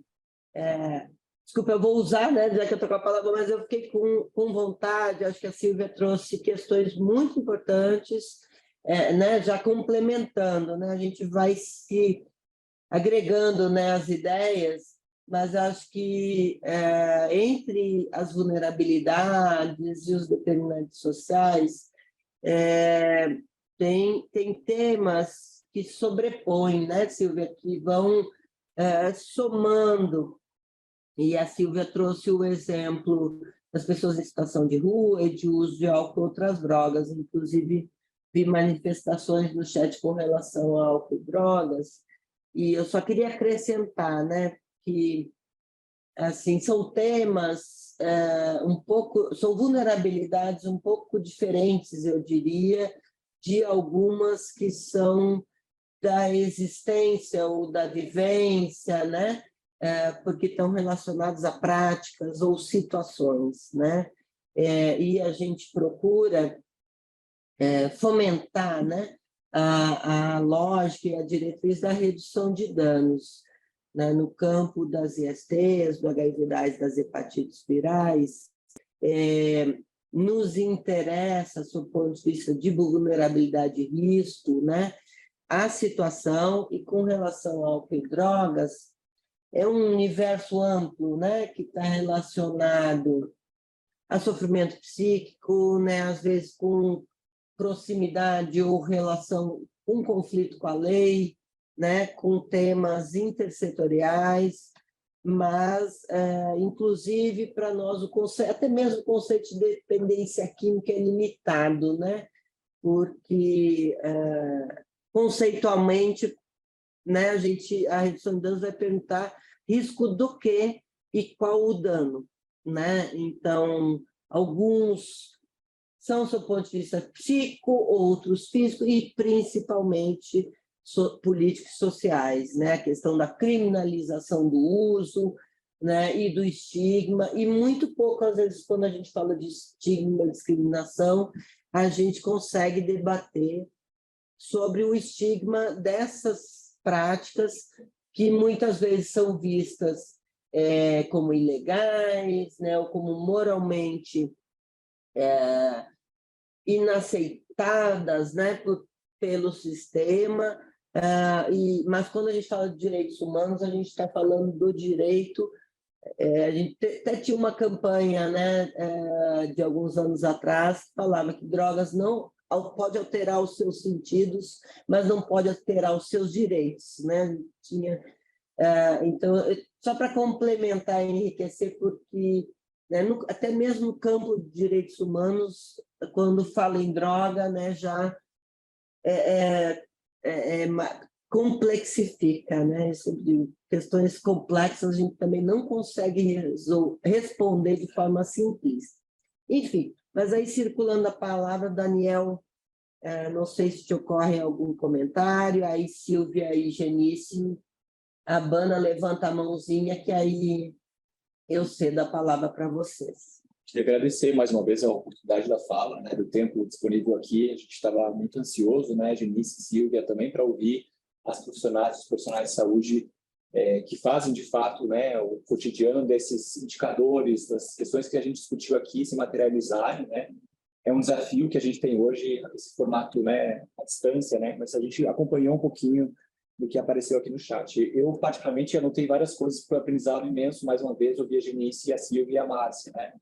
E aí acho que queria destacar assim, uma questão muito importante que foi colocada aqui do início, né, dessa importância da articulação entre sociedade civil, ciência e a prática dos profissionais de saúde, né? Acho que, sem dúvida nenhuma, para a discussão do enfrentamento de HIV e AIDS, isso esteve desde o início, a partir dos movimentos sociais, da articulação com uma ciência que permita esses enfrentamentos, né, das violências estruturais, estruturantes que a gente tem hoje no nosso, né, com a nossa sociedade, mas também a importância dos profissionais de saúde com a sua atuação solidária. Então, acho que isso foi muito presente nas nossas falas aqui, acho que queria reforçar e aí desdobrar isso para a questão pragmática, né? As colegas trouxeram isso de uma maneira bastante contundente, a importância de a gente conhecer a nossa própria epidemia.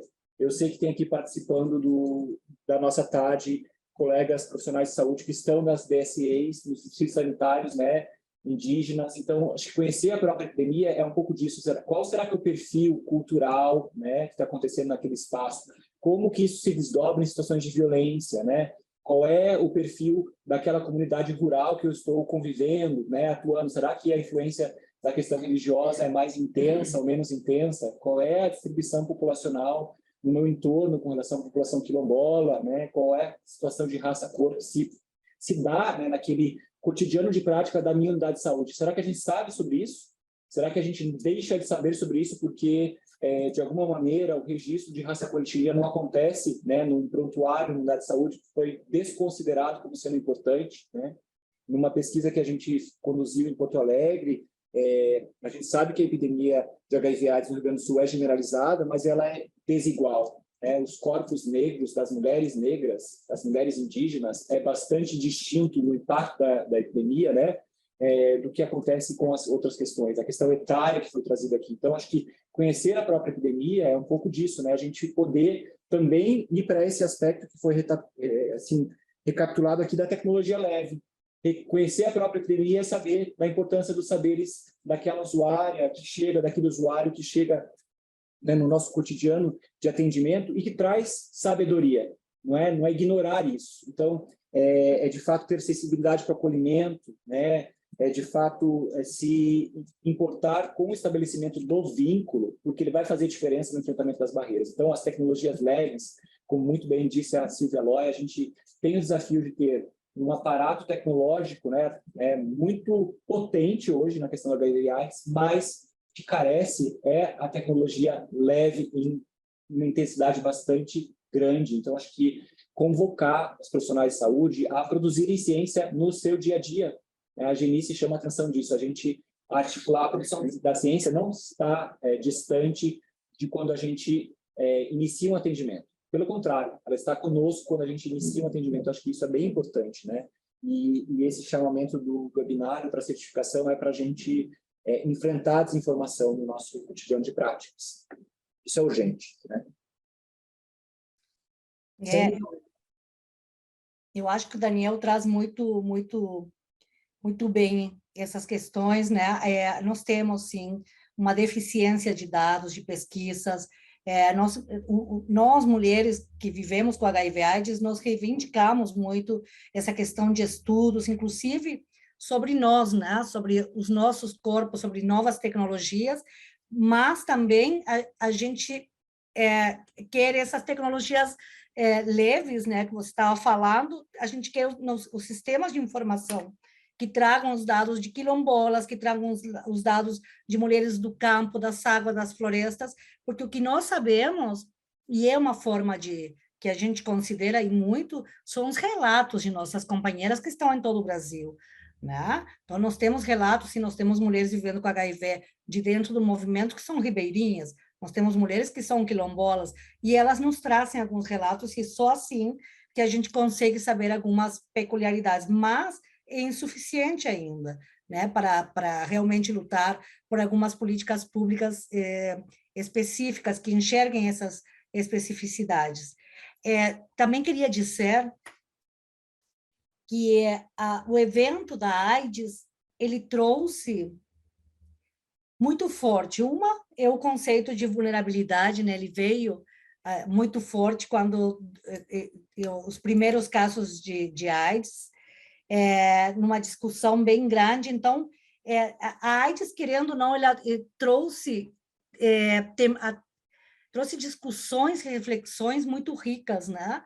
De a questão de homossexualidade, né? Dos direitos humanos, tudo isso começou lá no advento da AIDS, né? E eu fico pensando que, de certa forma, e às vezes eu falo com minhas colegas que a gente deve reproduzir o que a gente foi aprendendo ao longo do tempo, não por viver com HIV, mas por isso que eu estou colocando, né, de tantas reflexões das questões de vulnerabilidade, que nem todo mundo, no senso comum, as pessoas elas não sabem sobre isso, né? A gente vê na família da gente, né?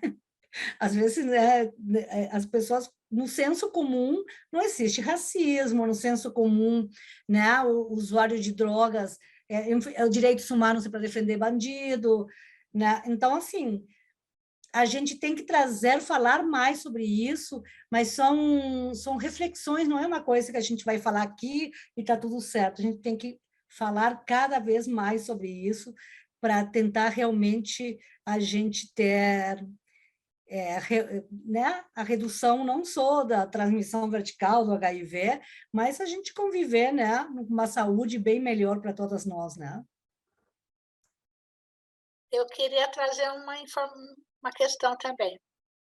É muito importante, Silvio, o que você está trazendo, o senso comum nos quebra as pernas, né? Não? Traz uma realidade e fala assim, meu Deus, mas isso mudou faz tempo, né?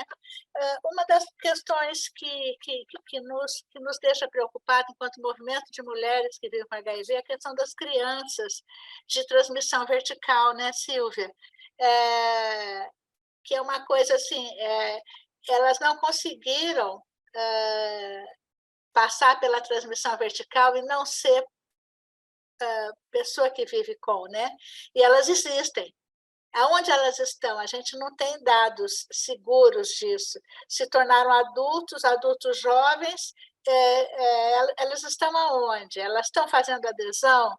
Não fazem adesão? Por quê? Qual o acompanhamento na saúde mental que o serviço dá para essas pessoas? Isso é um outro nó que a gente tem para falar sempre a gente vai falar. Porque quem fala de nossos filhos, né? Com dor no coração, e às vezes o serviço esquece que eles existem, né? E até crianças, o que eu vi numa última visitação que a gente viu, que a gente passou foi assim, a criança não foi infectada na gestação, ela fez uma gestação com controle direitinho, foi na maternidade, a maternidade deu a pílula da inibição da lactação, não preciso aquela coisa horrorosa que em alguns lugares ainda fazem, enfaixar a mulher na maternidade, parece medieval, parece aquele homem da máscara de ferro, não, você enfaixa a mulher para ela não poder amamentar, não, tem uma pílula simples, né? Que você dá para ela inibe a lactação. E aí foi feito tudo certinho, bonitinho, a criança não era, 1 ano e meio depois confirmou tudo, não era soropositiva, não vivia com HIV. Ela vai ficar, a mãe começou, e aí de repente a mãe se infecta, né? E aquela criança, aquela mãe que não era HIV na gestação toda, teve todo o controle, mas ela se infectou depois, a criança tinha 1 ano, 2 anos, e a criança mamava. E a criança se infectou na amamentação. Então, são coisas que a gente tem que pensar, né? Eu comecei falando errado. Era uma gestação que a mulher não vivia com HIV, foi feito todo o protocolo bonitinho, tarará, tarará, só que a mulher se infectou depois e começou e não sabia e amamentou. Então, essas coisas que não estavam no script, né? Não está naquele manual, naquele modelito. Então, a gente tem que, às vezes, pensar além do script, porque tudo é possível nesse mundo, né? Esse mundo, diversas possibilidades para o bem e para o mal, né? Isso só eu queria.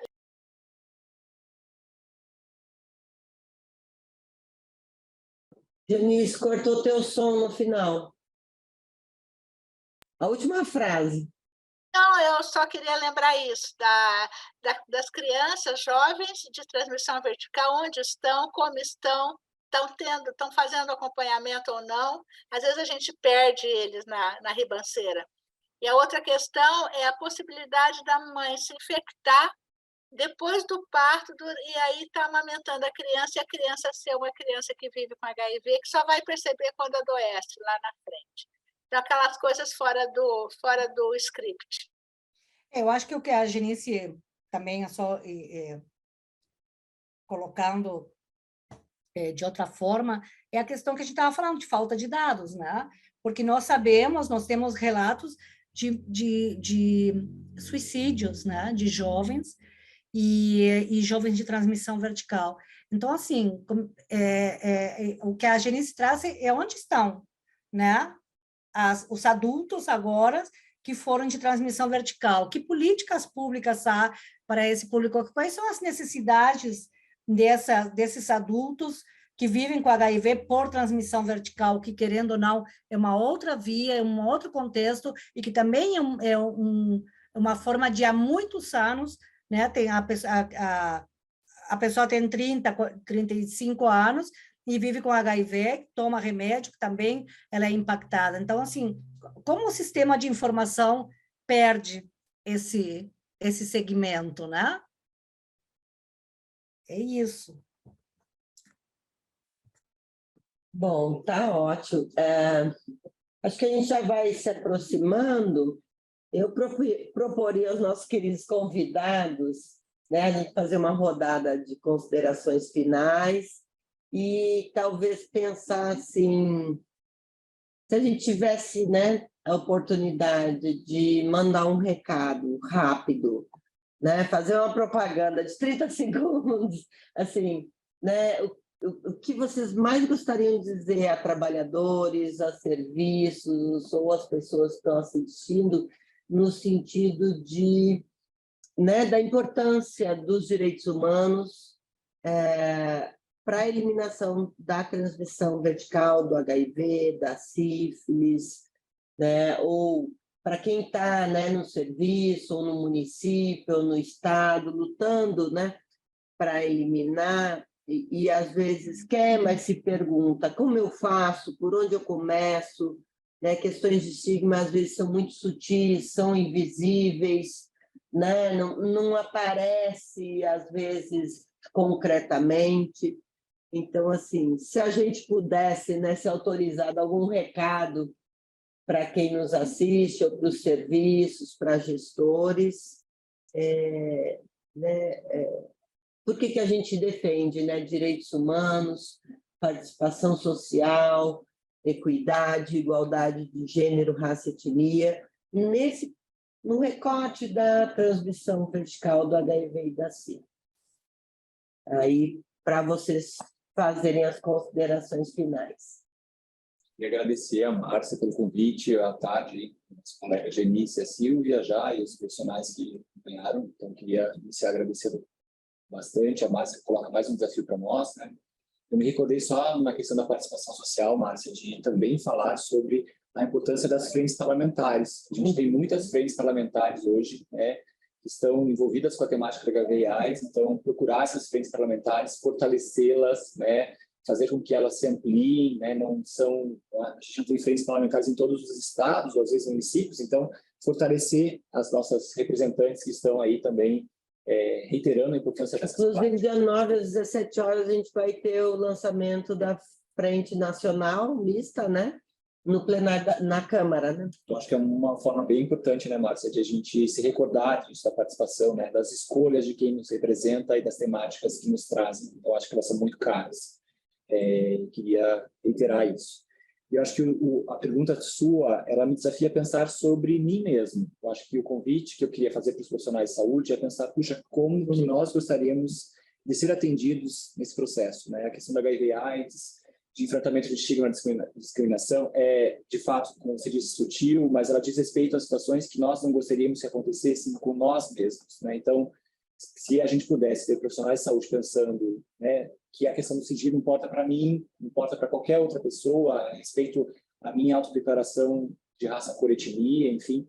Então, essa é uma questão bastante concreta, pensar sobre essas questões dos direitos humanos como sendo situações que nós não gostaríamos que fossem violadas para nós mesmos. É o que eu queria convidar os colegas e os colegas que fazem o SUS aí a pensar intensamente, né, não só no cotidiano trabalhando com profissionais, mas no cotidiano sendo usuários, usuárias e nos outros espaços. É como eu tento, sem fôlego, colocar esse movimento no meu cotidiano. Genice, Silvia. É interessante. Posso falar primeiro, Silvia? Ai, obrigada. É interessante, essas três figuras, eu, Silvia e você, se a gente tivesse combinado antes, não tinha dado certo. Mas é interessante quando você fala assim, direitos humanos, voltar para o eu, né? Hoje, na hora do almoço, falando do eu estava almoçando com meu neto, eu falei assim, eu tenho horário, eu tenho trabalho agora para fazer. Oi, mas você trabalha ainda, você não é aposentada? Quando que você vai se aposentar? Aí eu falei assim, não, eu sou aposentada. Mas por que você tem que trabalhar? Você ganha muito dinheiro? Gente, desde quando o movimento social ganha dinheiro, o contrário, a gente paga. Falei, não, sabe por quê? Sabe por que eu tenho esse trabalho? Eu não ganho dinheiro, porque eu estou falando de questões que vão atender a minha, Ângela. Ele falou, como assim? Eu vou falar de mulheres que vivem com HIV, assim como eu vivo com HIV. Eu vou falar para pessoas que trabalham com gestantes, para que elas não vivam com HIV. Então, eu estou defendendo, na verdade, meu próprio direito, né? Olhando para o meu próprio umbigo. E o meu umbigo é vasto, né? É vasto para todo mundo de mulheres. Eu tenho um umbigão, né, Silvia? E aí ele começou a entender isso. Nossa, Voice, você está falando para todas? Eu falei, não estou falando para todas, mas de alguma forma pode atingir as outras mulheres. Então, é isso mesmo, direitos humanos não é o papelzinho do direitos humanos, é eu poder olhar para mim e falar assim, como é que eu quero ser cuidada no serviço? Como é que eu quero ser tratada? Como é que que eu quero que a minha filha seja tratada? E é para isso que a gente está aqui, para a gente lembrar que é possível sempre é possível a gente melhorar o que a gente está fazendo, mesmo com todo o esforço que a gente tem, com todas as dificuldades, a falta de financiamento, estrutura precária de serviço, tentar como é que eu mudo essas coisas. Você consegue mudar, calma. A gente está aí para para pensar junto, para pensar soluções e caminhos. Obrigada a todas e todos que estão participando, que tiraram um pedacinho da sua agenda para vir aqui escutar a gente falar. E obrigado pelas contribuições, porque eu estou sabendo que tem muitas contribuições no YouTube. Obrigada. Bom, primeiramente, te agradecer, Márcia, também, pelo convite. Realmente, Genice, as pessoas às vezes não compreendem, né? Eu sempre costumo dizer que para mim o movimento, essa luta pelas mulheres, né? Primeiramente eu estou lutando por mim, né? E que é uma cachaça porque às vezes faz bem, né? A gente fica bem legal e às vezes faz mal e a gente não consegue parar. Então, essa é a minha cachaça, é o movimento, e tem pessoas que realmente não entendem e talvez nunca vão entender, mas é a nossa cachaça, né, gente? E eu vou um pouquinho, assim, para deixar uma reflexão, muito na linha que o Daniel, né, também trouxe, da empatia, né, de se colocar no lugar de como eu quero que seja. Então, eu digo para os profissionais de saúde, para as pessoas, que elas não se acostumem, né, com o caos, que elas não se acostumem com a fome, que elas não se acostumem com o viver na rua, com o frio, né? Que nunca se acostumem, né, com isso, porque não é normal, não é legal, né? Então, é isso, esse é o recado que eu deixo aí para se colocar no lugar e fazer o máximo, que uma atitude de muitos profissionais já no acolhimento pode mudar a vida daquela mulher, daquela pessoa, né? Na transmissão ou não vertical, na adesão, no vínculo daquela pessoa ao serviço de saúde. Né? E muita força aí para todos os profissionais de saúde, gestores, nessa luta que é nossa. Obrigada, gente. Bom, obrigada, Silvia, obrigada, Genice, Daniel. Acho que as oportunidades são para a gente né, refletir, pensar, mas isso que a Silvia fala, né, da gente não se conformar, né, Silvia? Não naturalizar algumas coisas ou desistir, né, de enfrentar e não aceitar, né, algumas coisas como naturais ou imutáveis, enfim. Tem muita coisa que a gente poderia, né, falar, mas acho que principalmente, né, no dia de hoje a gente conseguiu abordar, né, a questão dos direitos, inclusive muito além, né, da própria transmissão vertical, da mãe do bebê, né, ou às vezes até de uma concepção restrita, né, disso. Acho que vocês trouxeram coisas riquíssimas e principalmente falas com muita sensibilidade, né? E talvez isso que a gente precise também, né?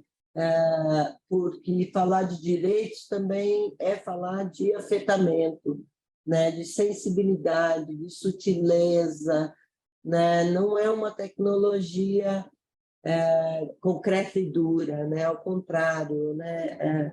A garantia de direitos ou a luta por direitos ou até mesmo o exercício de cidadania, ele é muito de viver, né? E vocês certamente trouxeram muita coisa para a gente pensar, para a gente, e que ao mesmo tempo nos alimenta para seguir, né, as trilhas, lutando para reduzir as barreiras e os estigmas e as discriminações. Queria agradecer demais a Silvia, a Lóia, a Genice Pizão, a todas as mulheres do MNCP, né, dessa luta, e a toda a sociedade civil. Agradecer demais ao Daniel Canavese, né, que vocês puderam estar com a gente aqui nesse momento. A gente tem certeza que não esgota o assunto, mas foi um momento de dar uma parada, e chamar atenção para a questão dos direitos humanos, da igualdade de gênero, raça, etnia e participação social nesse processo, né? E que, para além do processo de certificação da eliminação, na verdade, a gente está falando de direito à saúde, direito humano, à qualidade de vida, cidadania, né? Então, que essas sementes possam encontrar terrenos mais férteis, né? E que a gente, terrenos adubados, não tão arenosos, não tão secos, né? E que a gente possa seguir fazendo muita coisa que tem para fazer aí. Queria agradecer também a todo mundo que está nos assistindo, e que a gente possa ter outros momentos, inclusive presenciais, para a gente trocar mais. A gente vai encerrando por aqui. Alguém mais, alguma coisa fale agora ou vai ser em outro momento? Então, muito obrigada a todas, a todos que estão nos assistindo, e especialmente aos colegas que nos ajudaram aqui na retaguarda. A gente, né, às vezes tem dificuldade nas tecnologias, desculpem aí alguma falha, e a gente segue à disposição a qualquer tempo e momento